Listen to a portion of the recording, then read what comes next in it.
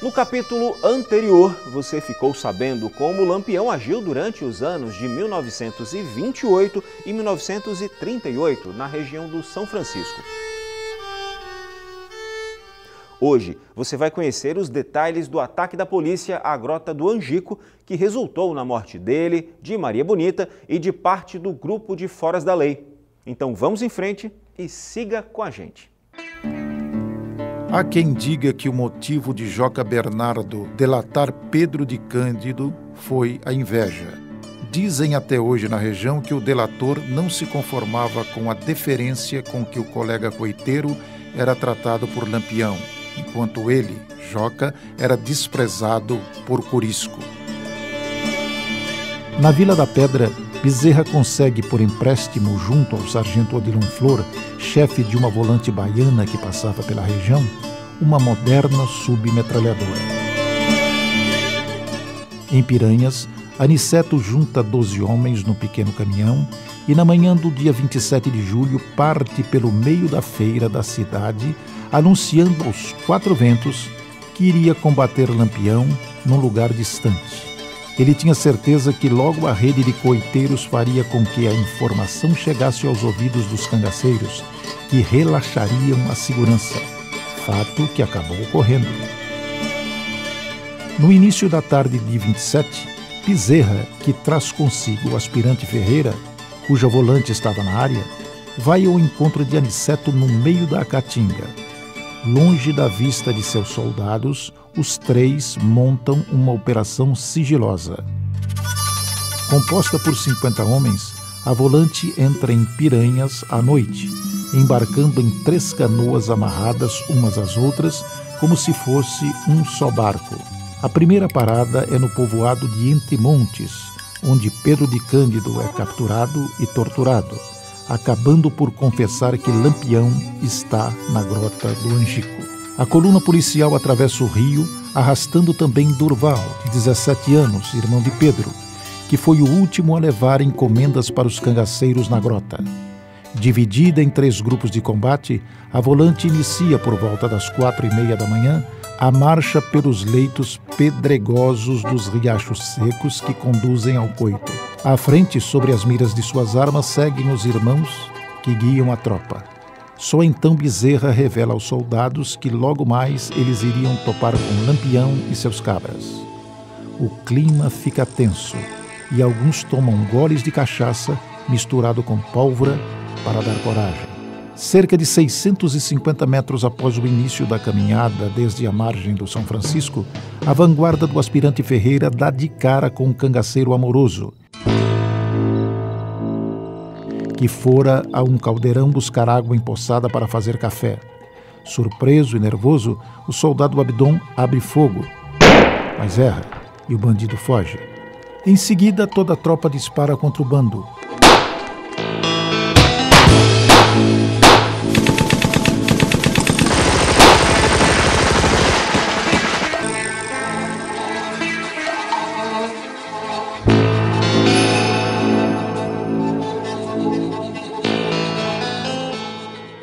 Lampião, já caído, é fulminado por um tiro de misericórdia na cabeça, enquanto outros soldados lhe desferem coronhadas no crânio. Na troca de tiros, que durou apenas 5 minutos, 11 dos 35 cangaceiros acampados na grota são mortos e 24 conseguem escapar. Entre eles, 3 estão feridos. O soldado Adrião Pedro de Souza foi a única vítima fatal entre os policiais. Já o tenente Bezerra e o soldado Guilherme Silva são baleados sem gravidade. Os cangaceiros abatidos são decapitados e os valores que carregavam, como dinheiro, joias, ouro, prata e pedras preciosas, produto dos roubos ocorridos durante 20 anos de atuação criminosa, são saqueados pelos vencedores, ensandecidos pela cobiça. Além de Lampião e Maria Bonita, morreram em Angico Luiz Pedro, Enedina, Quinta-feira, Marcela, Elétrico, Luiz de Teresa, Mergulhão, Alecrim e Colchete. Entre os 24 bandoleiros que escaparam do confronto estava José, um jovem de 17 anos, sobrinho de Lampião, filho de Virtuosa, que entrara no cangaço apenas 3 dias antes do tiroteio que pôs fim à vida do tio famoso.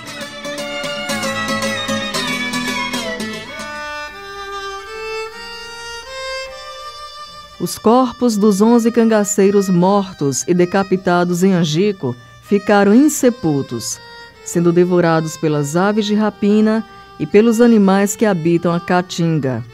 Com o tempo, as ossadas foram arrastadas pelas enxurradas ocasionais que desaguam no São Francisco, transformando o Velho Chico no túmulo fluvial de uma parte da história do cangaço.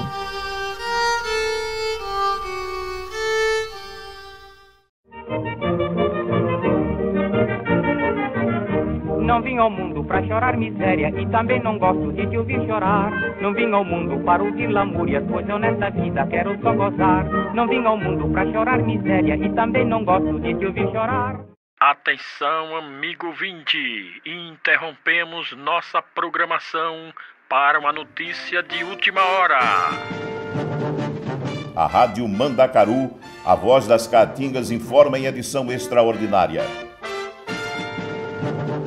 E atenção, muita atenção! Porto da Folha, Sergipe, manhã de quinta-feira, 28 de julho de 1938, urgente. Nosso correspondente no estado de Sergipe acaba de informar que o cangaceiro Lampião foi morto hoje na Grota do Angico, localizada no município de Porto da Folha, às margens do rio São Francisco, distante 198 quilômetros de Aracaju. Virgulino Ferreira da Silva, que há 20 anos aterrorizava os sertões de 7 dos 9 estados nordestinos, morreu por volta das 5 horas e 20 minutos desta manhã de quinta-feira, juntamente com a sua companheira Maria Bonita e mais 9 companheiros de crime. Ainda segundo nosso correspondente, Lampião e seu grupo foram atacados de surpresa por uma patrulha volante do Regimento Policial Militar do estado de Alagoas, sediada na vizinha cidade de Piranhas e comandada pelo primeiro-tenente João Bezerra da Silva.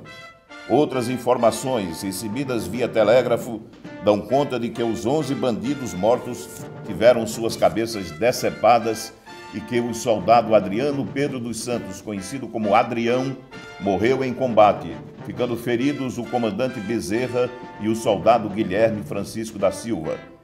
Informou a Rádio Mandacaru em edição extraordinária, num oferecimento do querosene Jacaré, o combustível do Brasil moderno. Piranhas, Alagoas, tarde de quinta-feira, 28 de julho de 1938, urgente.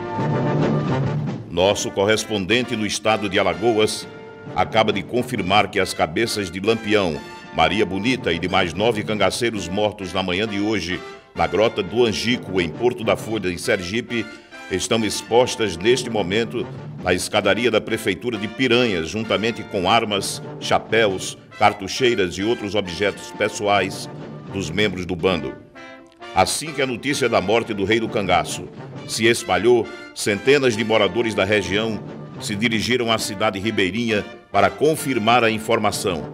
Pessoas que conheciam Lampião pessoalmente reconheceram imediatamente a sua cabeça.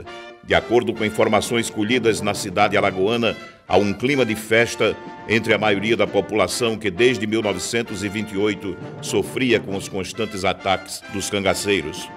Telegrama enviado há 10 minutos à nossa redação informa que o coronel Teodureto de Camargo, comandante-geral do Regimento Policial Militar de Alagoas, e o tenente-coronel José Lucena de Albuquerque Maranhão, comandante do 2º Batalhão Regimental, sediado em Santana do Ipanema e responsável pela repressão ao cangaço na região, já estão em Piranhas, onde cumprimentaram o tenente Bezerra e seus comandados. O interventor federal em Alagoas, Dr. Osman Loureiro, enviou mensagem ao presidente Getúlio Vargas, comunicando a morte do famoso Facínora e enaltecendo a atuação da Força Volante Estadual pelo sucesso da missão que acabou exterminando o Lampião e parte do seu bando. Após o sepultamento do soldado Adrião Pedro de Souza em Piranhas, na sexta-feira, 29 de julho, a Volante seguiu em comboio, passando por Olho d'Água do Casado, Talhado e Pedra de Delmiro, onde as cabeças foram novamente exibidas ao povo, seguindo viagem a Santana do Ipanema.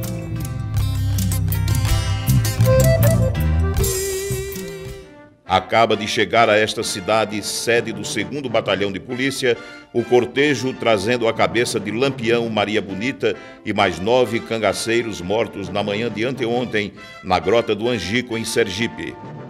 Antes que fossem mostradas ao público, os crânios receberam injeções de formol para resistirem à viagem que prosseguirá até Maceió.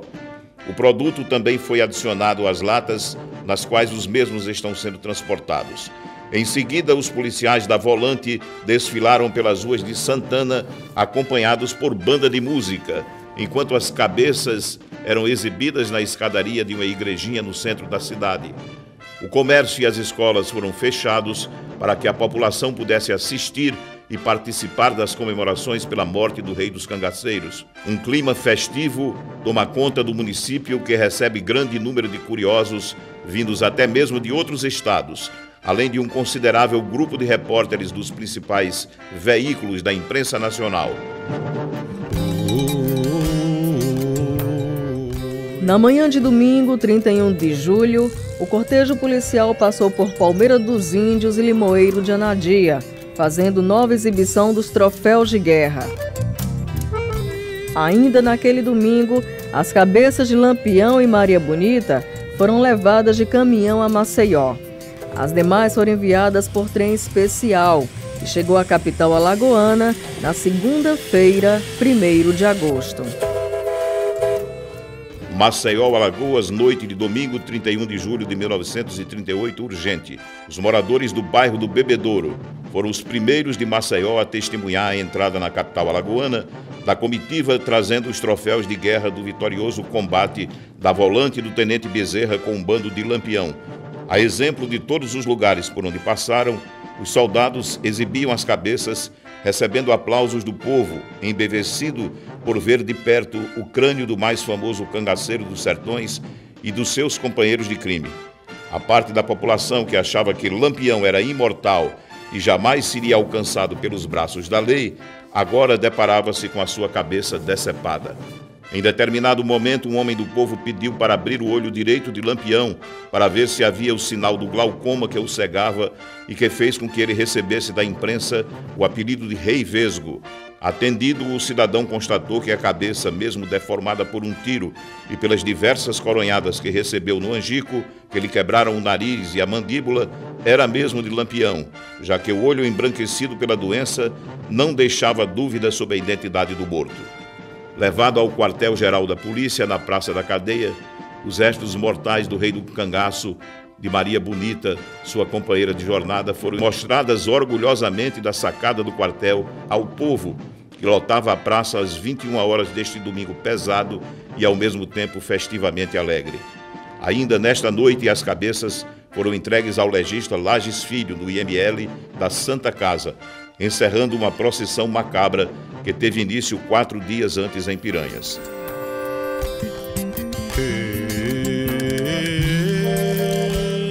Após a autópsia feita na Santa Casa, as cabeças de Lampião e Maria Bonita foram remetidas para o Instituto Nina Rodrigues, em Salvador, onde permaneceram expostas por 30 anos. Em 6 de fevereiro de 1969, foram sepultadas por ordem judicial no Cemitério dos Lázaros, na capital baiana, juntamente com as de Azulão, Zabelê, Canjique e Maria Dora, cangaceiros eliminados em 1933, em Monte Alegre, na Bahia. Na mesma ocasião e local, também foi sepultada a cabeça de Corisco, morto em 1940 pela volante baiana, comandada pelo tenente Zé Rufino. Já as cabeças dos outros 9 bandoleiros chefiados por Lampião e mortos com ele Maria Bonita em Angico, foram enterradas no cemitério São José, em Maceió, no dia 2 de agosto de 1938. Em 2002, os crânios do rei e da rainha do cangaço foram exumados pela família, estando hoje na cidade de Aracaju, em local não revelado. Informou a Rádio Mandacaru em edição extraordinária, no oferecimento do Querosene Jacaré, o combustível do Brasil moderno.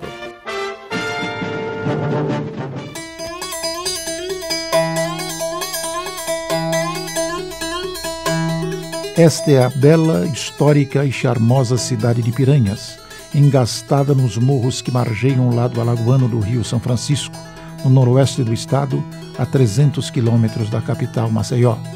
Foi dela que partiu, na noite de 27 de julho de 1938, a patrulha volante da Polícia Alagoana, que na manhã posterior atacou e dizimou Lampião, Maria Bonita e mais 9 cangaceiros dos 35 acoitados na Grota do Angico, 13 quilômetros rio abaixo, em território sergipano. Pois é, pessoal, então simbora pro Angico. E aí, Zé Brejeiro, tudo em riba?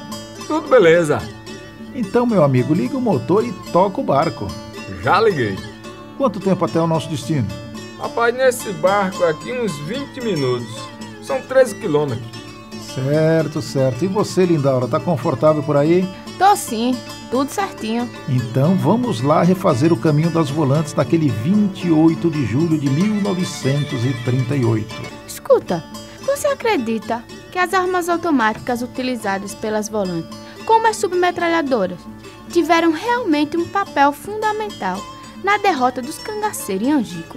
Sem dúvida, a partir do final de 1936, quando elas começaram a ser usadas ainda de modo incipiente pelas forças policiais, o poder de fogo das volantes aumentou consideravelmente. E é verdade que neste documentário estão sendo usadas armas originais que estiveram no combate durante as cenas de reconstituição do tiroteio final. Isso mesmo. Após intensa pesquisa, nós conseguimos localizar 6 armas que estiveram no confronto final de Angico.